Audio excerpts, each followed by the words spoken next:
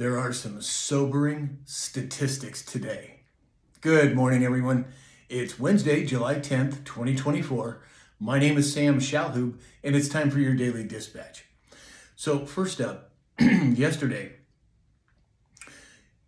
NBC came out with an article, a segment, and they said a Parkinson's expert, Dr. Tom Pitts, told NBC that Biden clearly has dementia or Parkinson's. Seems to be Parkinson's at this point. It seems to change. And he compares the cover-up to the Soviets. This is coming from a lifelong Democrat. More and more information coming out. The left is fighting against themselves. It's just amazing to see. Yesterday, U.S. Senator Marsha Blackburn announced that she's accepting Bitcoin for her donations. We're seeing more of this. President Trump just came out with that a couple of weeks ago. So again, I'm not a proponent of cryptocurrencies. I am a proponent of Bitcoin. And if you'd like to learn how to buy or hold Bitcoin, go to samshalhoub.com and you can book an appointment directly with me. 9 of the largest banks in the world are settling a long-running lawsuit that accuses them of conspiring to rig a $465 trillion market. Now, what could that be? The only things big enough like that? Stock market, possibly, which, in my opinion, is well overvalued. I mean, so far overvalued that it's, as I've said many times, the switch is coming. In a filing in federal court in Delaware yesterday, Hunter Biden's attorneys have withdrawn their motion for a new trial in the gun case. Seems to me like they've seen the writing on the wall and they're not going to try and pursue that anymore. But what's to say that the big guy's not going to grant a pardon or some sort of escape route for Hunter? Well, I guess time will tell. The American Bankruptcy Institute came out with a statistic yesterday, and they said that U.S. business bankruptcies are up 40% since January of 2023, and small business up 60%. These are huge numbers.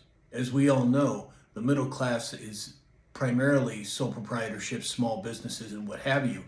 This is a staggering and sobering statistic. And as I've said many times, it's unsustainable. The question is, when will the switch take place? Probably sooner rather than later at this point. Yesterday, End Wokeness on X came out with a statement, and they said that Argentina hand-counted 99.9% of their 27 million paper ballots in less than 6 hours. And further went on to say should be a requirement. If Argentina can do it, so can America. And that last quote was from Elon Musk agreeing with those statistics. Why wouldn't they want hand-counted ballots? Why wouldn't they want accuracy? Well, we all know why. You can't. It's much harder to come up with the numbers that you want when you're doing it legitimately. China and Belarus are holding military drills near the Polish border. This is just hours after the NATO summit began. Chinese troops were on a patrol 3 miles from NATO territory last night as they staged a landmark exercise in Belarus. It's been a hot spot. Is it going to jump off soon? Sure seems like it to me.